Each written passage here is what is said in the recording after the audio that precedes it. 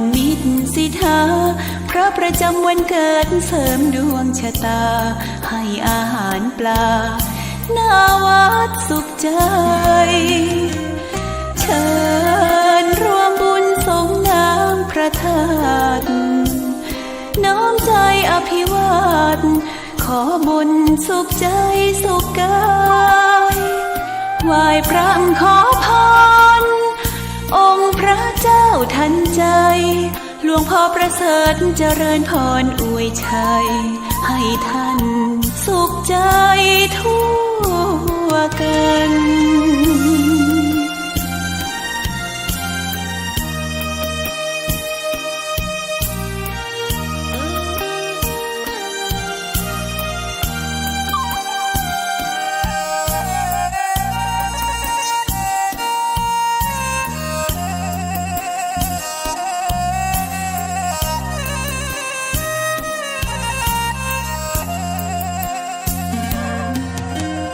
เชิญร่วมบุญสงน้ำพระธาตุน้อมใจอภิวาทขอบุญสุขใจสุขกายไหว้พระขอพรองค์พระเจ้าทันใจหลวงพ่อประเสริฐเจริญพรอวยชัยให้ท่านสุขใจทั่วกัน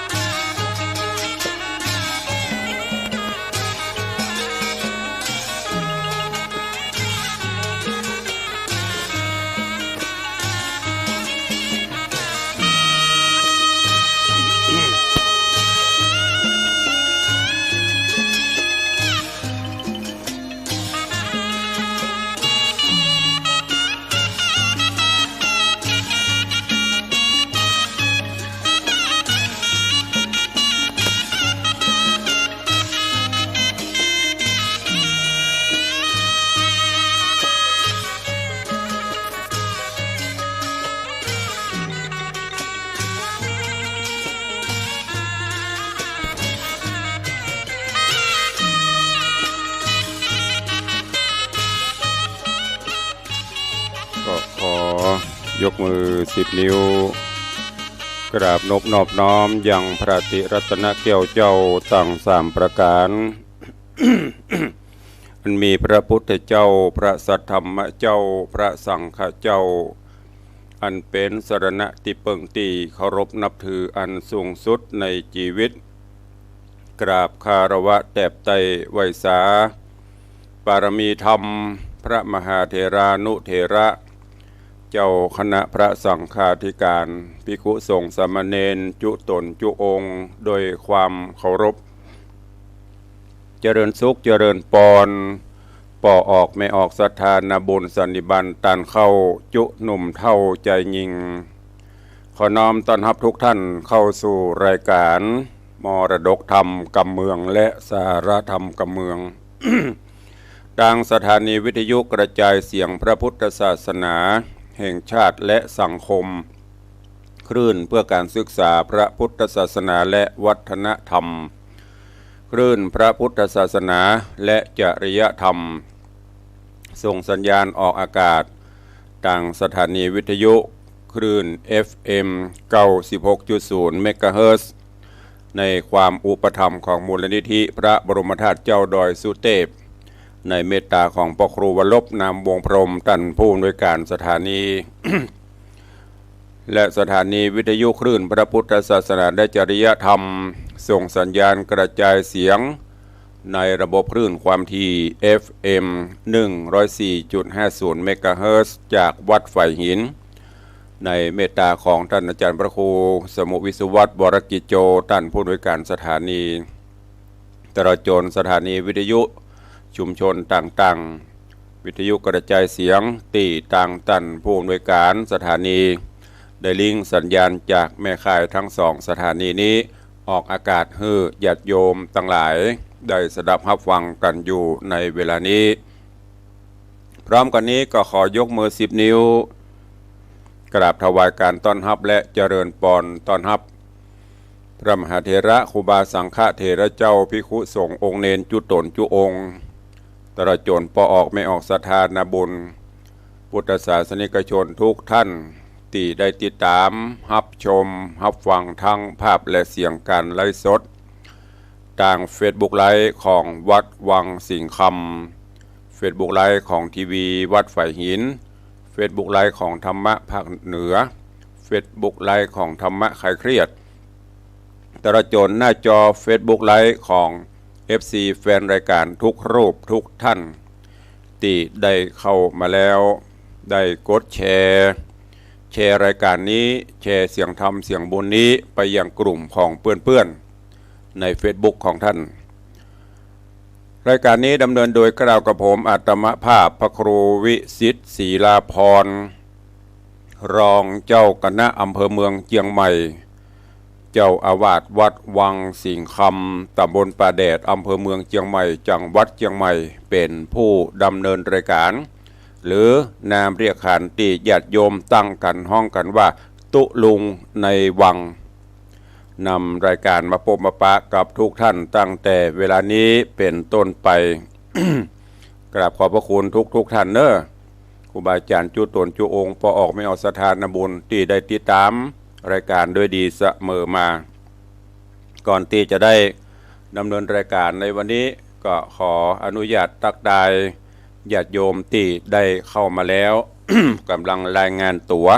ตั้งหน้าจอ Facebook ไลฟ์เจริญปอนพี่หมอมัฒนาอำพันธ์เนอร์กราบไหว้สาเจ้าสาธุเจริญปอนแม่อุ้ยน้องแฮกเกอร์กราบไหว้สาเจ้าสาธุเจริญปอนเจริญปอนโยมพ่อเลี้ยงธนวัฒน์โยมแม่เลี้ยงทัดพิชาสุสิงห์คำเข้ามาแล้วรายงานตั๋วเจริญปอน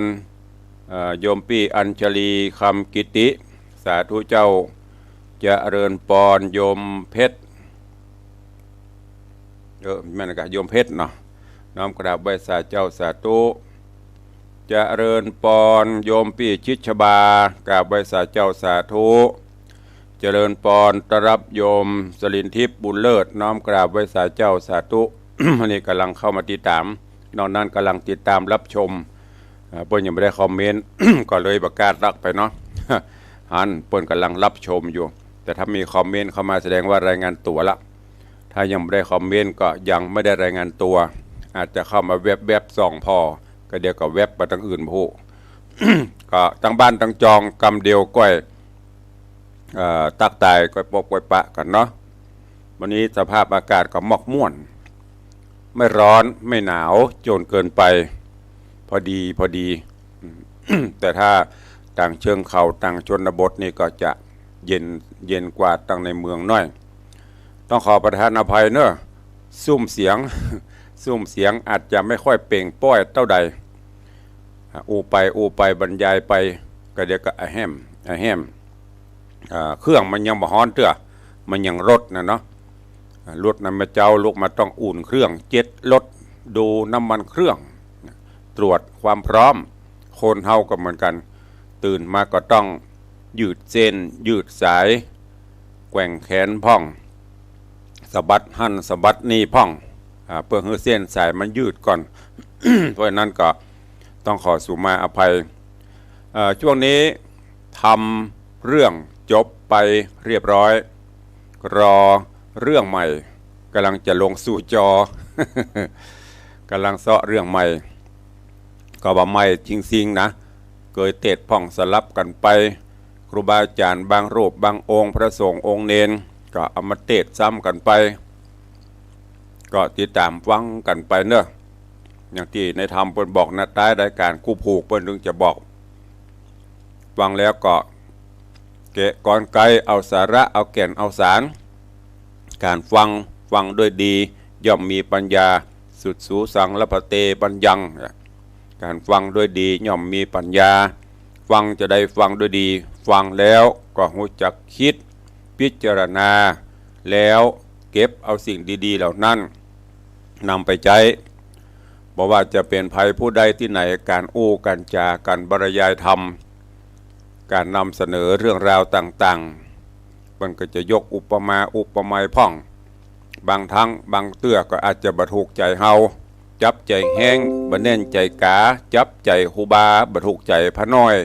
กรรมโบราณเพิ่นว่าเพราะนั้นจะคือมันถูกใจโมดก็เป็นไปบ่ได้บรรทุกใจไปสักคนก็เป็นไปบ่ได้ยิ่งปัจจุบันนี้เนอะใครฝากไว้กับญาติโยมศรัทธานาบุญเฮาทั้งหลายสื่อสารต่างๆมันบวยแค่อยู่บนปลายนิ้วกดแป๊บเดียวมันก็ไปทั่วโลกก็เพราะนั้นการนำเสนอสิ่งต่างๆนั้นมันก็เลยหลากหลายยิ่งประเดี๋ยวนี้ อย่างก็รายการในโทรศัพท์TikTok อีกTikTok ก็ว่ากิ๊กก๊อก ยังหูผีเบาแล้วลองสังเกตพอมันเจอตุลุงก็เป็นคนหนึ่งที่เข้าไปดูไปพอแล้วลองไปพอคนที่คอมเมนต์จะนักแล้วไอ้ที่ดีๆนี่มันค่อยเสนอไอ้ที่ดีๆนี่มันค่อยแชร์กันเหมือนอย่างรายการตุลุงนี่ลองพอเถอะแชร์ไปบักกี่คนนะถ้าเป็นอย่างบันบดีนี่มันจะแชร์กันตลอดเพราะนั้นก็ฮือไซเอาพิจารณาเอาหันอย่างต่างๆเนอะโดยเฉพาะสังคมปัจจุบันนี้การตัดสินต่างๆอย่างมันวุยบ่ได้แยกแยะบ่ได้พิจารณาเปิ้นว่ายังก็ตามมันเข้าหูจะไปฟังถูออกปากเข้าตาก็จะไปฟังอันนี้เตื้อพิจารณาเหตุก่อนหนึ่งในนั้นก็คืออย่างน้อยก็ต้องคิดว่าเราไม่ได้อยู่ในเหตุการณ์คือเราไม่ได้หูยังก็ตามมันจะหูกันตั้งแต่2 คนขึ้นไปก่อนแม้กระทั่งอย่างความลับนะ ความลับนี่ถ้ามี2 คนนี่ยังเป็นอยู่แต่ถ้า3 คนขึ้นไปอย่าหวังบัลับแล้วจริงจะไปอู้ให้ไปฟังเด้อบ่ มึงจะไปอู้ไปฟังเนอะอู้นี่หายนี่เนอะอีนะก็เดี๋ยวก็อู้นี่หายนี่เนอะอู้นี่หายนี่เนอะเพื่อมันหายนี่เนอะมันไปเกิงโลกปุ่นละเพราะนั้นฝากไว้เนอะโดยเฉพาะอีพ่ออีแม่ญาติโยมศรัทธาโดยผู้ที่สูงวัยหน่อยเด้อพ่อหอไม่เฮือนเขานี่โดยเฉพาะ อุบาสิกาเฮาทั้งหลายนี่ทราบข่าวไปตำกัดตำลีกะหันนั่นนี่กะอย่าบ่ได้อ่านบ่ได้พอจนจบอย่างก็ที่มันบ่า ตั้งใจกำไทยฟังบ่ฮู้หรือเอาไปกระเดียดเนี่ยคือยังไปจบเรื่องเด้อเอาไปอู้ไปจ่าก่อนนี้ด้วยความเป็นห่วงในสถานการณ์ปัจจุบันฝากฟังเป็นข้อคิดเตือนจิตเตือนใจกับญาติโยมสาธุชนทั้งหลายตัวเอง วันนี้ก็จะเป็นธรรมะปกิณกะสารธรรมรอตุลุงเสาะทำเรื่องใหม่ก่อนแล้วก็ค่อยว่ากันไปตามมรดกธรรมกับเมืองวันนี้ก็จะเป็นการพบปะสารธรรมเรื่องราวเล็กๆน้อยๆนำมาเสนอพร้อมกับข่าวสารงานบุญต่างๆมามาจ่ากับพอออกไม่ออกศรัทธานาบุญเฮาตัวเองญาติโยมทั้งหลายอย่างที่ตุลุงกล่าวนำไปตะกี้หลักธรรมคำสอนขององค์บวรสัมมาสัมพุทธเจ้าหรือสมเด็จป่อของเฮานั่นมีนักหนาปาปั้นยิ่งประเดี๋ยวนี้ก็มีผู้รู้ต่างๆตึงคฤหัสถ์เจ้าบ้านตึงพระเจ้าพระสงฆ์ก็นำมานำมาจานำมาสอนนำมาเสนอผ่านสื่อต่างๆคือญาติโยมทั้งหลายเฮา ได้นำไปศึกษาหลักคำสอนในทางพระพุทธศาสนาบางอย่างก็สอนฮือหูเฉยๆรู้เพื่อเอามาปฏิบัติบางอย่างเปิ้นก็สอนฮือละบางอย่างก็สอนฮือทำบางอย่างก็สอนฮือละและสอนฮือปฏิบัติฮือทำตัวญาติโยมทั้งหลายก็คงพอที่จะนึกถึงความมุ่งหมายได้ว่าเปิ้นสอนหรือว่าเปิ้นมีความมุ่งหมายฮือเฮาทำจะได้ ต้องพิจารณาด้วยนะจังที่บอกตะกี้จะฟังปบเจียบปับฟังปบเจียบปับนะการสอนฮือทำหรือว่า ที่เปิ้นสอนฮือทำบุญสูญตานอย่างนี่อย่างเปิ้นถึงสอนฮือทำบุญสูญตานสอนฮือละเว้นจากการเบียดเบียนบีทากันมีการทำร้ายชีวิตทำร้ายร่างกายมีการลักขโมยเป็นต้นอันนี้สอนฮือเว้นส่วนการสอนฮือหูเฉยๆฮือหูเปื่อเอาไปคิดพิจารณานะถ้าบ่พิจารณาวิเคราะห์ฮือทองแท้ก็จะบ่เข้าใจอันนี้ญาติโยมสาธุชนทั้งหลายเปิ้นเปรียบชีวิตของคนเฮาที่เกิดมามีชีวิตอยู่บนโลกใบนี้เปรียบเสมือนการเตียวตางหรือการเดินทางเปรียบเสมือนการเดินทางหรือเตียวตางโลกไม่ใช่โรคนะโลกตัวลอลิงแต่ละโอลอลิงกอไก่ก็หมายถึงโลกที่เราอาศัยอยู่นี้เปิ้นเปรียบเสมือนศาลาที่พักศาลาที่พักธรรมศาลาที่หูใจหรือศาลาที่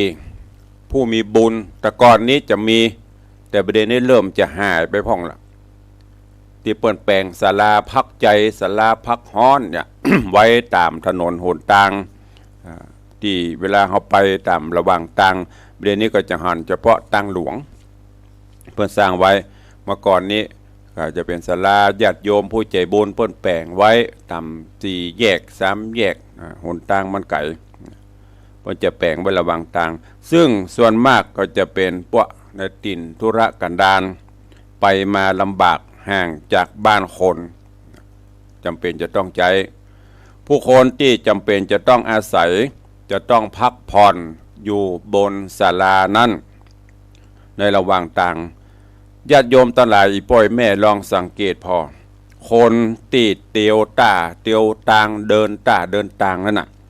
ที่เปิ่นมาพักใจศาลาพักฮ้อนศาลาชั่วคราวตามระหว่างทางหรือบางท่านก็มาแวะพักวัดอีกเด้อ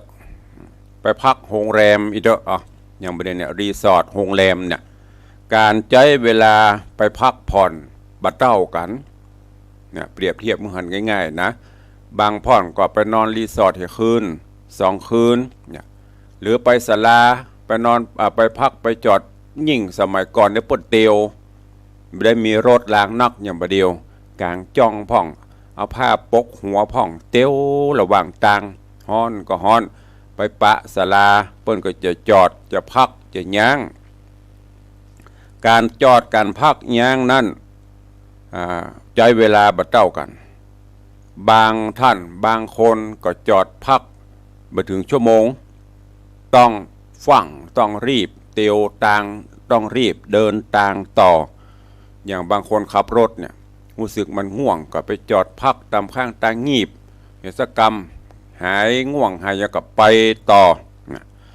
บางท่านบางคนก็จอดพักย่าง2 ชั่วโมง3 ชั่วโมงบ่ฮู้มันนะบางเตื้อบางคนก็โอ้เดียวกับใบเหนื่อยยิดอ่อนหิวนักแก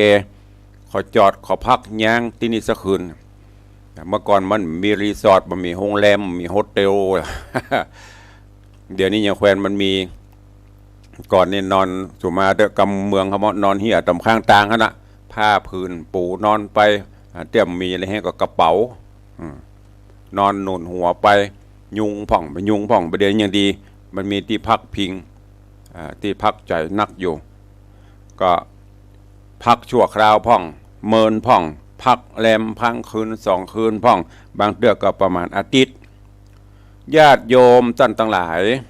การที่คนเตียวตางหรือว่าคนเดินตางใช้เวลาในการพักนักพ่องน้อยพ่องชั่วโมงกาเกิ่งชั่วโมงกาเป็นคืนกา2-3 คืนก็เป็นอาทิตย์กาบัดเต้ากันก็เนื่องจากธุระการงานของคนเฮาเหล่านั้นมันบ่เหมือนกันบางคนก็มีงานด่วนงานฝั่งหีบฝั่งอยู่เมินบ่ได้จะเสียการเสียงานหมอกมาพักมาจอดย่างคือมันหายเน็ตหายเหนื่อยหายง่วงแล้วก็ต้องฟังต้องรีบเดินเดินทางต่อไปบางท่านบางคนธุระบด่วนฟังหีบอีกเด้อกล้วยไปก็มีโอกาสที่จะพักจะจอดจะย่างเมินหน่อยเหมือนอย่างคนไปงานกับคนไปเอวนั่นนะเปรียบหันง่ายๆคนไปเอวเดี๋ยวเปิ้นหีบฟังหรอบางเตื้อก็นอนพักรีสอร์ท2 คืน3 คืนบางเตื้อก็เป็นอาทิตย์พักจอดพักย่างไปเหล่านี้เป็นต้นพอออกไม่ออกศรัทธาทั้งหลาย การงานที่ทำให้คนเดินเดินตางต้องหีบต้องฟังแล้วก็บ่หีบบ่ฟังก็ได้กับธรรมะของคนเฮาที่เกิดมานะแฝงด้วยเป็นธรรมะถ้ามองพอเป็นธรรมะนะคนเฮาเกิดมาในทางพระพุทธศาสนาเปิ้นได้ว่ากล่าวไว้ว่าเกิดมาเพื่อใช้กรรมเก่าแล้วก็สร้างกรรมใหม่มันเป็นได้กรรมเก่ากรรมใหม่กรรมเก่านั้นก็เปรียบเสมือนต้นทุนหรือพื้นฐานของชีวิตคนเฮาชีวิตใดมีกรรมดีที่เฮาได้สร้างไว้ในอดีตชาติปางก่อนเป็นพื้นฐานของชีวิตนักชีวิตนั้นก็มีโอกาสที่จะ พักเมินหรือว่าอยู่บนโลกนี้เมินอย่างเฮาจะหันอายุคนเฮาบ่เจ้าก็รู้บางพ่อง70 80 90 70 80 90แข็งแรงอยู่ก็มีบางท่อง6 7 80เป็นผู้ป่วยติดเตียง บ่สมบูรณ์สภาพร่างกายบ่แข็งแรงมันก็เป็นไปตามนั้นชีวิตใดที่มีกรรมดีเป็นพื้นฐานของเป็นพื้นฐานที่เราได้สร้างไว้สืบตอดมาจนถึงปัจจุบันมารองรับเอาชีวิตนี้แล้วก็น้อยชีวิต ที่สร้างกรรมกระทำเวรสร้างบาปไว้นักก็ เกิดอยู่บนโลกนี้บ่เหมือนเปรียบเสมือนมาพักศาลาหลังน้อยหลังพักบ่เหมือนท่านทั้งหลายการที่เปิ้นสอนให้เฮาฮู้ความจริงของชีวิตนี้ท่านมีความมุ่งหมายสอนให้ฮู้เต่า ฮู้เต่าฮู้ทันท่านก็คือให้ฮู้ว่าชีวิตจะต้องเป็นเช่นนั้นเป็นเช่นนี้ จะไปสร้างความหวังว่าชีวิตจะเป็นอย่างอื่นคนเฮาหรือบางคนที่ได้รับความโศกเศร้าโศกาอาดูลเศร้าอกเศร้าใจความเสียใจความกระทบกระเทือนใจในเมื่อคนที่ฮักที่เคารพปัดพรากจากไปก็ดีหรือตัวเก่าจะต้องจากโลกนี้ไปก็ดีก็เพราะว่าเปิ้นบ่ฮู้จักชีวิตหรือว่าบ่ยอมรับความเป็นจริงที่สำคัญว่าบ้านของเฮาประยุกต์เอายึดติดบ้านของเฮาเลือกสวนไร่นาของเฮาหมู่นี้ สวนของเฮาเงินทองของเฮาลูกหลานของเฮาเนี่ยที่เฮาได้ยินนะส่วนมากเขาจะแอ้งไปหั่นก็ห่วงไปนี่ก็หวงก็เพราะมีความรู้สึกเหมือนว่าเฮาเนี่ยจะมีชีวิตอยู่ตลอดกาลแทนที่จะฟังรีบฉวยโอกาสอาศัยบ้านเฮือนไร่นาเงินทองลูกหลานทำประโยชน์อย่างที่เขาได้ยินเตือจวนไปหั่นไปนี่กับว่าง ตัวลุงก็เคยนำมาเปรียบแต่มันเป็นอันเนี้ยเป็นไปตามโลกกระทำนะบัดหลงทำไปกับได้หลงแล้วไปกับบดีก็ทำให้ถ้าเราไปหลงนักลำไปเนี่ยจะทำให้เราเดินต่างพิษชีวิตเราก็จะบราบรื่นพิษจะได้จะไปหั่นก็ห่วงเข้าห่วงของห่วงทรัพย์สินสลิงคานห่วงลูกห่วงล้านห่วงบ้านห่วงจองห่วงนักลำไปเลยทำให้จวดก็เลยพลาด กำเมืองเขาจวดพลาดโอกาสที่จะสร้างบุญกุศลสร้างคุณงามความดีไว้สุดท้ายมาก็บ่มีเสบียงตังบ่มีการโลดเดินทางก็จะไปพักไปจอดย่างแต่กับบ่เหมินก็ต้องไปนอนตามศาลาข้างทางการห่วงเห็นเนี่ยแสดงความเป็นเจ้าของอันนั้นพ่องอันนี้พ่องอย่างที่ปนบ้านเลี้ยงนกเขานักกุกรูอันนี้ก็ของกูบ้านของกูเมียกูผัวกูลูกกูเงินกู เลี้ยงนกเขาปอบเลี้ยงนกเอียงพ่องนกเอียงปอเลี้ยง อันนี้แจ้งมากับกูของกูผัวกูเมียกูลูกหลานกูสุดท้ายมาก็ถ้าอย่างมันบรรทุกใจก็จะเกิดเหตุก่อการทะเลาะวิวาทแบ่งแย่งทรัพย์สินสลิงคานสมบัติกันทำให้เสียน้ำใจทำลายความสมัครสมานสามัคคีกันไปหันทรัพย์สมบัติมีค่าหันสมบัติเข้าของสัมปติมีค่าราคานักกว่าคน ต่างเดินของชีวิตเฮาท่านสาธุชนญาติโยมทั้งหลายความเกิดความแก่ความเจ็บความตายเนี่ยเปรียบเหมือนการเดินทางอยู่ในโลกนี้เฮาอาจจะเดียวต่างเดินทางได้หลายต่างอย่างที่ตุลุงเคยเปรียบเทียบจะไปต่างจังหวัดจะไปกรุงเทพจะไปต่างประเทศมันไปได้หลายต่างเตียวไปก็ได้ ขึ้นรถไฟไปก็ได้ถึงก็ช่างไม่ถึงก็ช่างเอารถเครื่องรถส่วนตัวแม้แต่ปั่นรถหีบไปก็ได้ไปต่างเรือก็ได้แต่ว่าทางเดินของชีวิตมีอยู่ทางเดียวทางนี้ไปได้หลายแต่เดียวหนทางแห่งชีวิตไปได้ทางเดียวก็คือเดินหรือเตียวเข้าไปหาความแก่เตียวเข้าไปหาความเจ็บเตียวเข้าไปหาความตายตอนนั้นบ่เหมือนเดินทางอย่างอื่นนะถึงวันเราเกิดมาแล้วเขาก็ต้องเตียวไป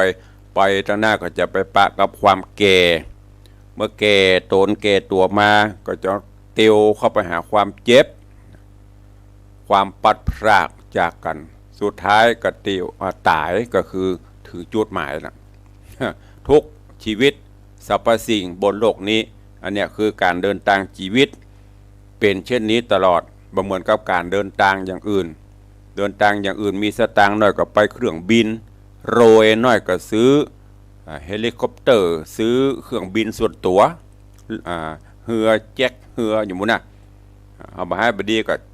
ไปโดยสารอันนี้คือการเดินทางแต่การเดินทางชีวิตตุลุงก็เหมือนเดียวกับญาติโยมก็เหมือนตุลุงหรือเปรียบง่ายๆตั้งแต่ยาจกวัดนิพกขอตาลไปจนถึงเจ้าฟ้ามหากษัตริย์เหมือนเดียวกันหมดนั่นก็คือจากการที่เขาเตียวต่างเนี่ยการเดินทางของชีวิตเตียวเข้าไปหาความแก่เตียวเข้าไปหาความเจ็บหรือเดินทางไปหาความตายแต่ว่านี่ตุลุงก็ไปหาหมอเนี่ยความเจ็บเมื่อก่อนนี้หนุ่มกำนำไม้กระฉับกระเฉงสบายแต่ประเด็นนี้60 ปลายเนี่ยเตียวมาหาความแก่เตียวเข้าไปหาความเจ็บแต่ว่านี่ปวดไหล่ปวดห้องภาษาแพทย์ภาษาหมอไหล่ติดนะยกแขนบ่ค่อยขึ้นมันปวดจำเป็นต้องไปพบแพทย์ไปหาหมอเพื่อคลี่คลายปฐมพยาบาลฉีดยุกจิยาตะวันได้โดนไป2 เข็มแถมอันหนึ่งก็นิ้วมือเมื่อก่อนนี่เขาก็บ่ล่ำได้ยินประเดี๋ยวนี้มาซับปะเป็นปวดนิ้วเป็นนิ้วล็อกของตุลุงสำหญิงตึง2 เบื้องเมื่อก่อนนี้เวลามันปวดมาก็พยุงไปเป็นวังเป็นคราว พยุงจะได้ไปหาหมอฉีดยาเมื่อก่อนนี่ก็คุณหมอเพทายเตโชรานหมอประจำก็ไปเพิ่นกับบริการคือฟรีเจ็บหันปวดนี่ก็ฉีดเอาเข้ามันฉีดมันก็มอกพยุงมันไปแก้ปัญหาไปเหมือนนั้นเจ็บหาหมอแต่ว่านี่โดนตึงตีฉีดตึงนิ้วล็อกตึงไหล่ติดก็วันนี้ก็บรรเทาลงไปพ่องก็เลยมีโอกาสมาพบปะเนี่ยมันเป็นเช่นเนี้ยจากสถานีไปตั้งหน้าก็ใกล้เข้าไปติดละสาบน้ำมันมาอ่อยละ นั่นก็คือสถานีแห่งความตายแล้วก็เคยเตือนญาติโยมแต่การเดินทางนะต้องระมัดระวังตลอดทุกฝีก้าวตื่นเจ้ามาหายใจโซ่ต้องเดินทางต่อเตียวต่างต่ออยู่แต่ถ้าตื่นมาเจ้ามาหนิมผิวนั่นก็จบตัดที่หัน จอดศาลาหลังนั้นละไปไหนไม่ได้ละแต่ถ้ายังมีลมหายใจก็เตียวกันต่อไปใกล้เข้าไปเรื่อยๆนั่นก็คือเดินทางไปสู่ความตายมีภัยจะโปนสักคนเนี่ยย้อนกล่าวถึงที่ตุลุงบอกตะเกียเลี้ยงนกเอี้ยงแห่พ้องจะไปเลี้ยงนกเขาลำไปมัวกะลูกกูหลานกูเฮียนกูรถกูสนดที่ดินของกูและนี่ไม่ใช่ของกูนะ เนี่ยปล่อยวางแห่พ้องเพราะการเดินทางของเรายิ่งที่ตุลุงเตือนตลอดครูบาอาจารย์พ่อแม่ก็เตือนญาติโยมเราตลอดแนะนำตลอดว่ายิ่งอายุเรานักขึ้นเนี่ยไม่ใช่ว่ามันได้เสี่ยงไปติ๊ก70-80นี่ก็ใกล้กันเข้าไปถ้าเปิ้นอูอีบะข้อตุนี่ก็แจ้งเฮาอีน่ะบ่ได้แจ้งแต่ชี้แนะชี้นำเตือนตัวเก่าเฮาว่าเวลาที่เราจะอยู่หรือว่าเวลาที่เราจะเตียวไปทางหน้าเนี่ย หนทางเบื้องหน้าคือความตายทุกคนบับโปนแต่อย่างที่เปิ้นเปรียบตะเกียบางพ่องก็อยู่มันคือเราจะตายเมื่อใดบ่ฮู้จะจากโลกนี้ไปเมื่อใดบ่ฮู้จะถึงจุดหมายปลายทางที่บ่มีภัยปรารถนาไปถึงแต่จำเป็นต้องไปจะถึงเมื่อใดบ่ฮู้บางคนก็90ไปยังมีหลายคนปะอุยแม่มอนญาติธรรมที่เปิ้นฟังรายการตุลุงนี่แข็งแรงอยู่80-90ไปยกตัวอย่างแม่อุยมอนจันดีเนี่ยแม่อุยมอนจันดีเจริญตื้อตำนักแม่เหี้ยนะ90ปลายละ97นะแข็งแรงอยู่แต่ มีอย่างเดียวภาครับเปิ้นบ่ค่อยดีแต่ไปไหนสบายความจำดีเยี่ยมอันนี้ก็คือต้นทุนของเปิ้นนัก แล้วก็มีโยมป้ออย่างก็นามสกุลเปรมประชาลืมชื่อไปแล้วป้อทองใบเปรมประชานี่ท่านหนึ่ง90 ป่ายไปกินประตานได้ตลอดอันนี้ต้นทุนบุญนักบางพลก็70 ป่าย60 ป่ายแต่ต้องเตือนสติเขาอยู่เสมอเนอะว่ากูมานี่ใกล้จะถึงจุดหมายปลายทางติ๊กๆแล้วแต่ถามว่าผ่าใครถึงบ่ใครถึงเตื้อสักคนน่ะตุลุงเหรอตุลุงก็ยังบ่ใครถึงเตื้อแต่มันก็ต้องถึงแต่มันจะถึงวันใดบ่ฮู้บางพ่องจะไปกรุงเทพบ่ถึงสักกำจุดหมายปลายทางบางคนอาจจะถึงมีกรุงเทพก็เปรียบเสมือนนิพพานแต่บางห้องก็ถึงบางพ่องก็บ่ถึงก็ต้นทุนชีวิตของคนเฮาการเดินทางยังบอกไปตะเกียไปได้หลายทางประกอบไปรถไฟรถยนต์ไปเรือไปอย่างต่างๆนี่แต่การเดินทางชีวิตเนี่ยมีเส้นเดียวนั่นก็คือจากเกิดไปหาแก่ไปหาเจ็บแล้วก็ไปหาตายเพราะฉะนั้นหลักธรรมคำสอนในทางพระพุทธศาสนาที่เปิ้นสอนเรื่องความแก่ความเจ็บและความตายมีความประสงค์ที่จะสอนแนะนำคือเฮาหูเท่าหูทันความจริงของชีวิตว่ามันเป็นเช่นนี้จะอยู่ฐานะใดเพศใดว่าใดก็เป็นเช่นนี้เกิดแก่เจ็บตายบางพ่องมีไปได้2 สถานีคือเกิดไปได้สถานีคือเกิดออกมาได้3 วัน4 วัน3 ชั่วโมง2 ชั่วโมงบัดตันไปเกษกรรมมาถึงสถานีที่2ตายโดดข้ามไปปุ่นล่ะบางพ่องก็อาจจะไปถึงหลายสถานีเกิดมาแล้วไปสถานี2คือแก่สถานีดับเบิลเจ็บสุดท้ายก็ตายเมื่อเฮาหูจะอีแล้วก็คือเอาความจริงนำมาคิดพิจารณาคือหูเท่าหูตันจะไปตกใจจะไปกลัวก็ตายไม่กลัวก็ตายอย่างที่ตุลงเคยแนะนำว่าสิ่งใดก็ตามที่เฮากลัวมันยิ่งเข้าใกล้สิ่งใดก็ตามที่เฮาใครได้หนีไกลเฮาไปติ๊กๆอันอย่างเล่าที่เฮากลัวทุกสรรพสิ่งชีวิตเกิดมาล้วนแล้วแต่มีความตาย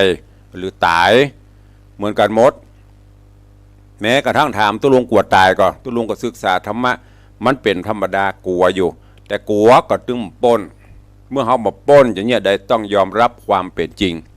ศึกษาเอาอันนี้คือสิ่งใดก็ตามที่เฮากลัวมันยิ่งเข้าใกล้ก็คือความตายอันไหนก็ตามที่เฮาอยากได้ใครได้หนีไก่ไปติ๊กๆนั่นก็คือกู้คนอยากจะได้ความหนุ่มกำน้ำไม้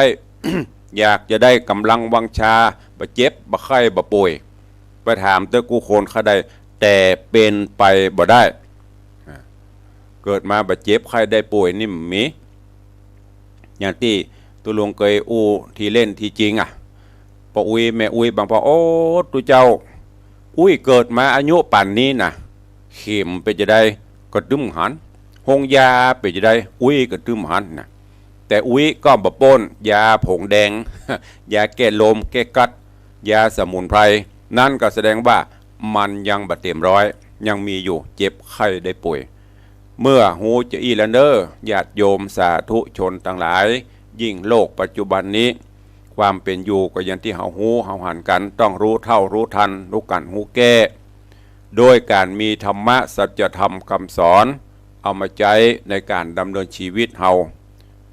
หูจักหือตานรักษาศีลเจริญเมตตาภาวนาวันพระวันศีลก็คือมันเขาวัดอย่างรายการต่างๆที่ประเด็นนี้คนพ่องคนบ้านพ่องคฤหัสถ์จะบ้านสอนทำสอนอย่างน่ะว่ากันไปสปะสปันถ้าเฮาบ่มี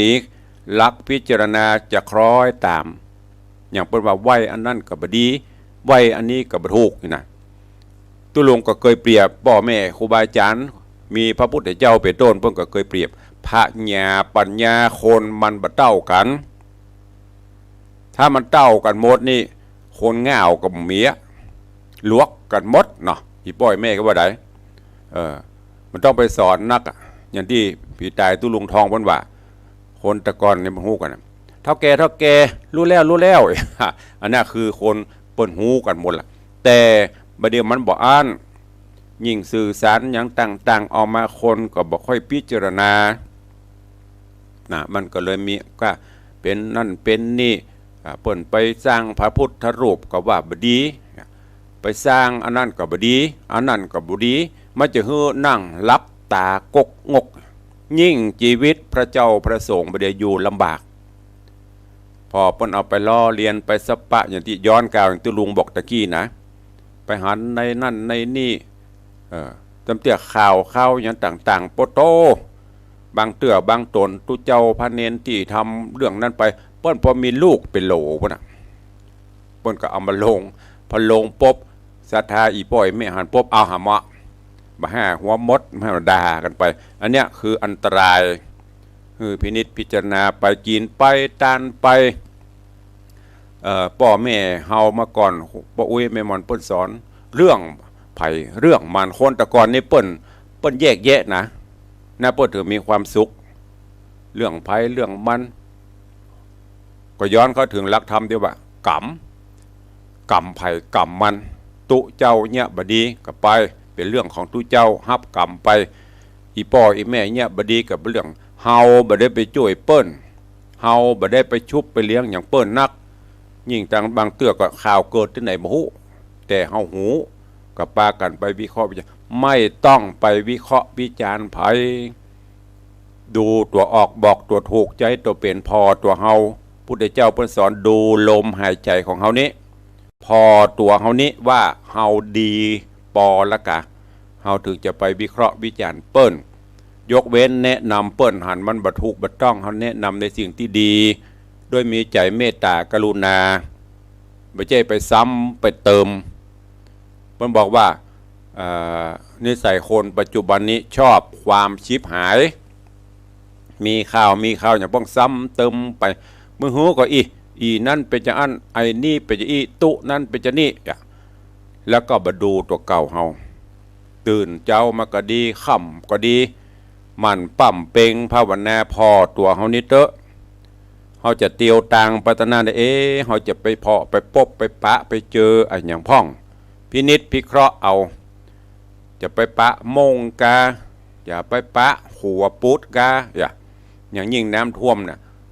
สะพานขาดนะนี่กำไทยกำเมืองคือหัวปุดหัวฮัก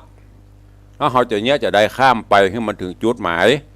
นี่คือการเดินทางของชีวิตเฮาเพราะฉะนั้นฝากเป็นข้อคิดเนอกับอีพ่ออีแม่ญาติธรรมญาติโยมที่ได้ติดตามรับฟังรายการวันนี้ฝากฟังกับทุกท่านว่านำไปคิดพิจารณาแล้วก็เอาไปใช้ในการดำเนินชีวิตประจำวันเนอะตุเจ้าตุลุงฝากธรรมะข้อคิดในวันนี้หากมีอันใดขัดตกบกพร่องบัดถูกบัดต้องตามตำนองครองธรรมขอครูบาอาจารย์ผู้หูพอออกไม่ออกศรัทธาได้ฮือสู่มาอภัยตัวเนอะอันไหนที่ดีก็เอาไปคิดพิจารณามาอย่างตุลุงอย่างตุเจ้าในวังวาดแต่ลูกก็เอาไปใช้ได้โดยบ่ห่วงแหนเพราะนั้นฝากธรรมะข้อคิดปกิณกะไว้แต่เพียงเท่านี้โดยเวลาอันจำกัดเนาะก็เดี๋ยวเขาจะได้แจ้งข่าวสารงานบุญได้ปบได้ปะญาติโยมต่างบ้านต่างจองตัวก็ขอบคุณเด้อทางหน้าจอ Facebook ไลฟ์ตอนนี้ก็เข้ามากันหลวงหลายโยมชิดชบาโยมสลินทิพย์บุญเลิศแล้วก็มีพินาศอินสม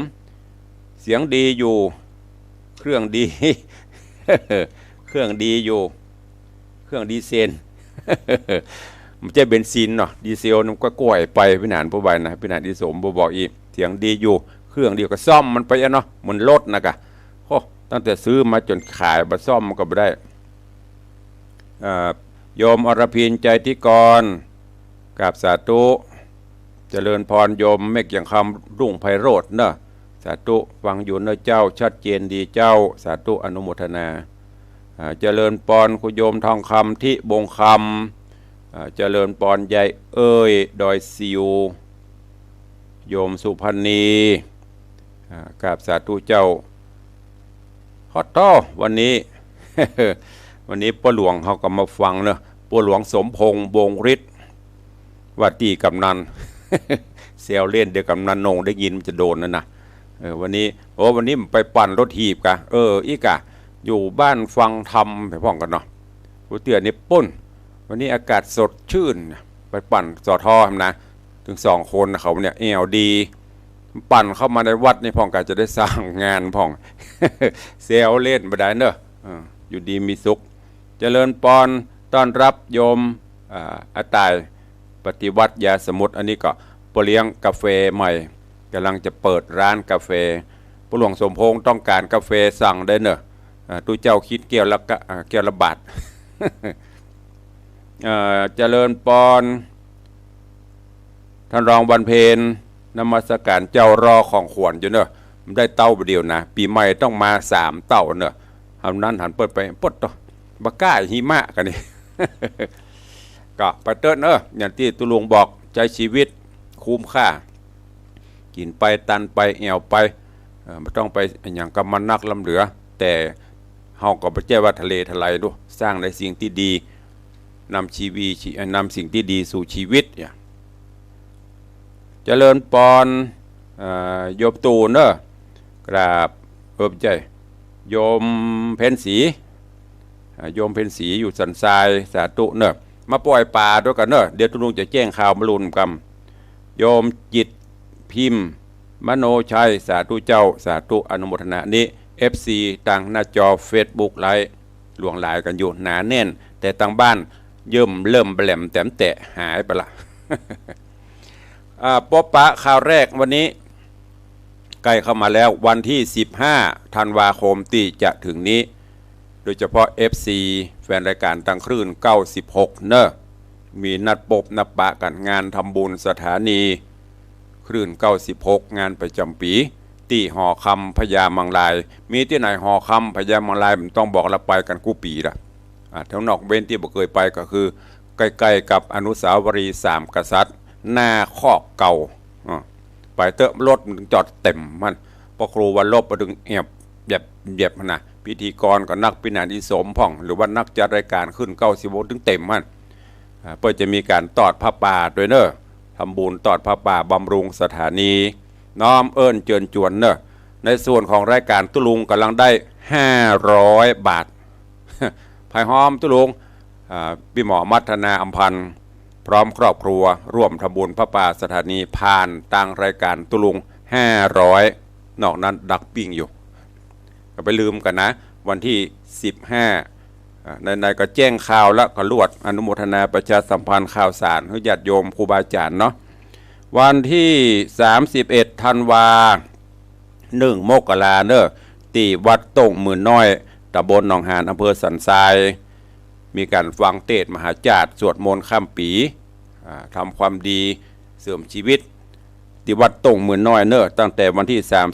31 วันค่ำเทศน์มหาจารย์ตั้งแต่ตัสปอนเป็นต้นไปจนถึงเมื่อคืนดึกมาปุ่นก็สวดมนต์ข้ามปีกันต่อไปก็เจริญปอนแจ้งเยินจวนไปห่วมกันตุลุงก็จะไปเทศน์กุมารบัน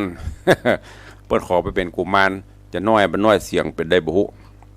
แล้วก็วันพรุ่งนี้ที่วัดพระธาตุเจ้าสี่จอมตองวรวิหารก็มีงานทำบุญวันกตัญญูบูรพาจารย์ครบรอบ5 ปี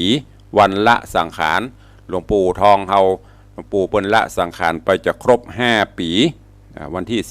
13วันพรุ่งนี้ก็นิมนต์พระเจ้าประสงค์ไปรับทักษิณาทานทำบุญกันก็ญาติโยมศรัทธามีโอกาสก็เชิญไปได้ที่วัดพระธาตุเจ้าสี่จอมตองวรวิหารอำเภอจอมตองตุลุงก็จะไปวันพรุ่งนี้ฉันเพลแล้วจะเอาเปิ้ลนิมนต์ไปฉันเพลแต่ว่าจะฉันวัดไปเพราะเปิ้ลมีพิธีในช่วงบ่ายแล้วก็ที่วัดอุปคุต ตำบลจังการวัดอุปคุตตำบลจังการก็จะมีการทำบุญถวายทานศาลาการเปลี่ยน ศาลา1ที่เปิ้ลตั้งหิมวัดเจงหันเฮาหันอยู่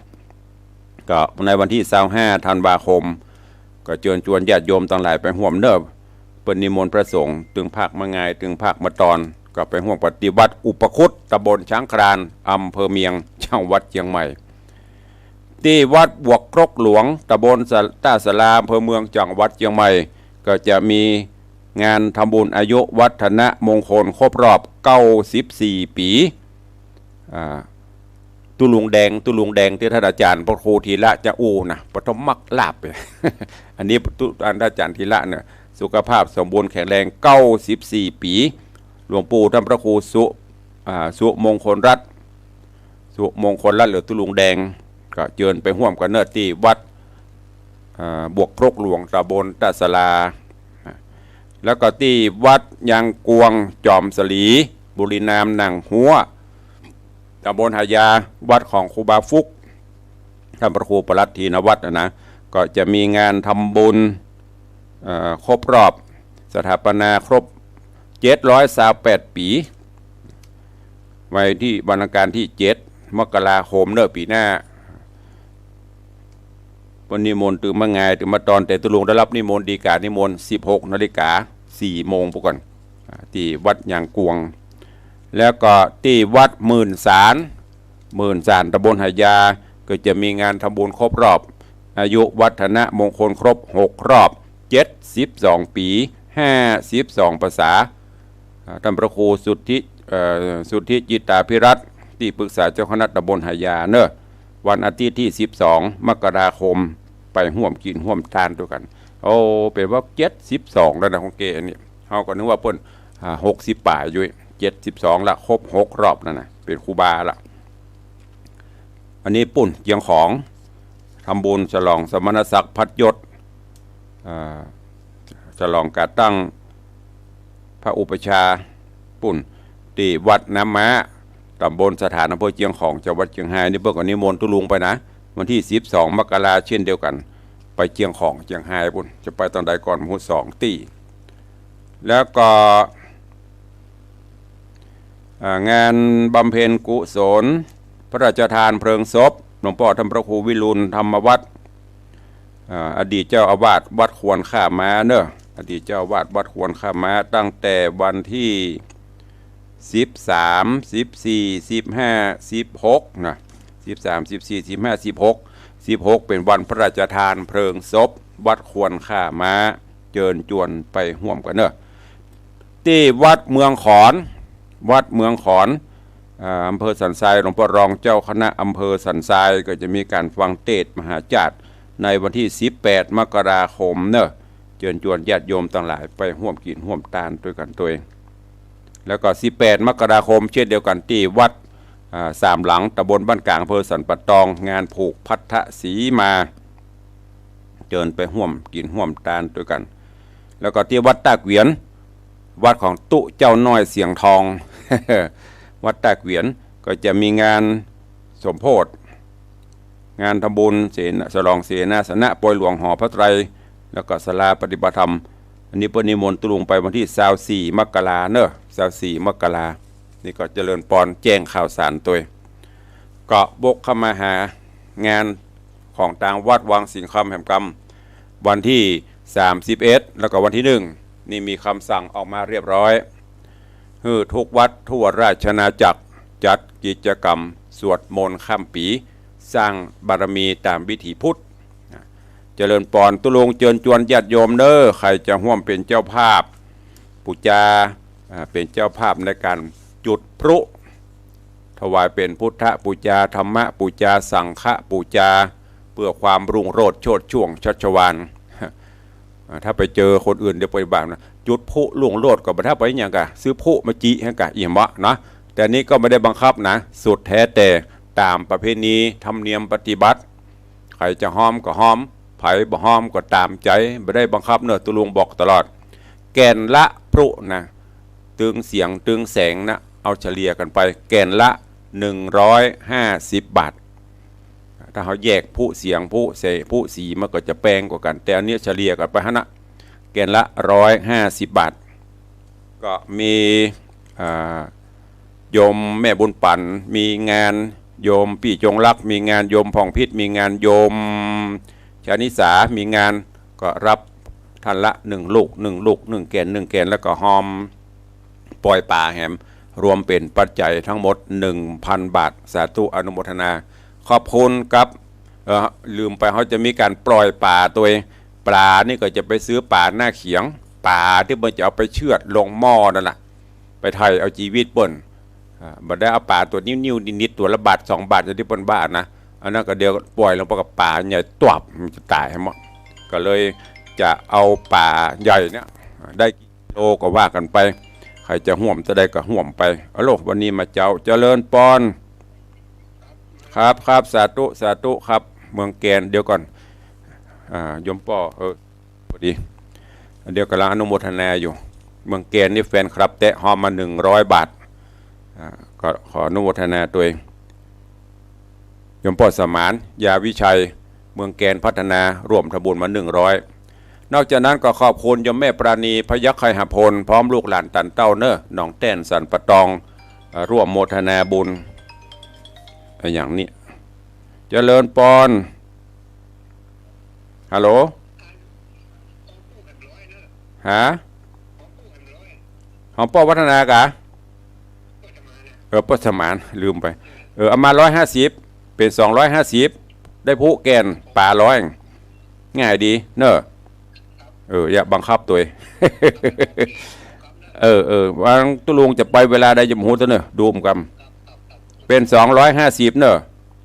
สาธุอนุโมทนาดอกเปิ้นหอมตัวขี่เปิ้นนะเปิ้นจะหอม150ขี้ค้านไปตัดเป็นไปแล้วเตะเนาะผู้ก็ถ้า100แกนก็บ่ได้ก็เลยแฮม50 บาทขอบคุณโยมพ่อสมานยาวิชัยเมืองแกนพัฒนาหอมพรุตัวปล่อยป่าตัวเป็น250บารมีธรรมขอบคุณโยมปเลี้ยงธนวัฒน์แม่เลี้ยงทัดพิชาสุสิงคำป้อประสิทธิ์แม่ศรีพรทนายสุธีนางสาวนันทยาทองทิพย์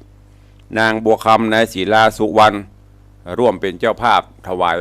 ตาลปล่อยป่ากับพรุอุทิศบุญกุศลให้เต่ากุลป่อกุลแม่ยติวงศาเป็นจำนวนปัจจัยทั้งหมด5,000 บาทท้วนอนุโมทนาบุญตัวเนอแล้วก็มีโยมพี่หมอมัฒนามพันธ์พร้อมครอบครัวก็ร่วมทำบุญตึงพรุตึงปล่อยป่าจำนวนทั้งหมด850 บาทขออนุโมทนาสาธุด้วยเอาเหลือเวลาตารายการแหมหน่อยใครจะม่วมโมทนาบุญตุ้ยตกหล่นไปเบิดโทรเข้ามาย้ำตัวเนอะมันหลายอย่างรายนามประกาศงานก็มีชื่อก็ดีประกาศก็เลยลืมบรรดาโดนขอบคุณครับพินันอิสมเตปินพินันอิสม7 สีพิทจารย์ชื่อดังร่วมบุญกุศลปล่อยป่าจุดพลุ500 บาทแล้วก็ประวารณาที่ฐานจิตรับเป็นเจ้าภาพเสากุฏิแห่ม1 ต้น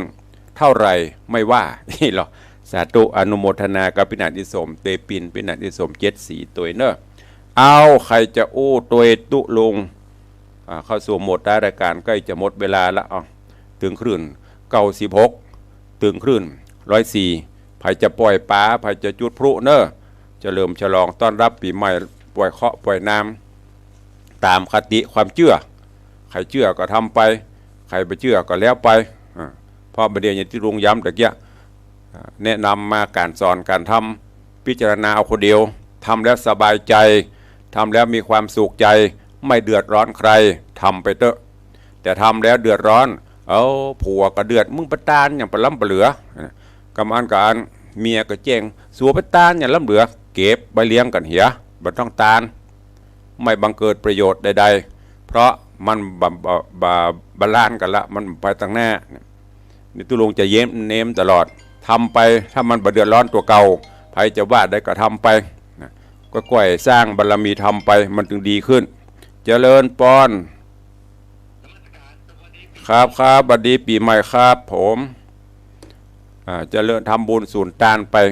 ทำดีไปเตอะมันบัดเสียหายจะสุขสบายต่อไปหน้าทำด้วยเงินทองของเฮาไม่ได้ไปโลภไปโองไปโกงของไผมาสร้างไปเจนป่อเจนแม่ครูบาอาจารย์เฮาเปิ้นสอนมาจะนี้เฮาก็แนะนำไปไม่ใช่ว่าอันยังก็เป็นพุทธพนิษฐ์อันนั้นก็เป็นพนิษฐ์อันนี้ก็บดีอันนั้นก็บดีถ้าอย่างนั้นก็อยู่ไผอยู่มันถ้ากินถ้าตานมันอย่าตายก็ลวดไปยัดเต่าเลยมันต้องนิมนต์ตู้เจ้าให้จบเนาะฝากกับทุกท่านตัวเนอะเอาละวันนี้เวลาหมดเวลาขอนำรายการจากทุกท่านไปก่อนเนอะจ่าอันใดออกไป บรรทุกต้องตำนองของธรรมจับใจแห้งบันแน่นใจกาจับใจครูบาบรรทุกใจพระน้อยขอประทานอภัยสู่มาอภัยกับทุกท่านตัวขอความสุขสวัสดีจุงบังเกิดมีกับทุกท่านจัตตารโอธรรมาวัฏันติอายุวันโนสุขังปะลา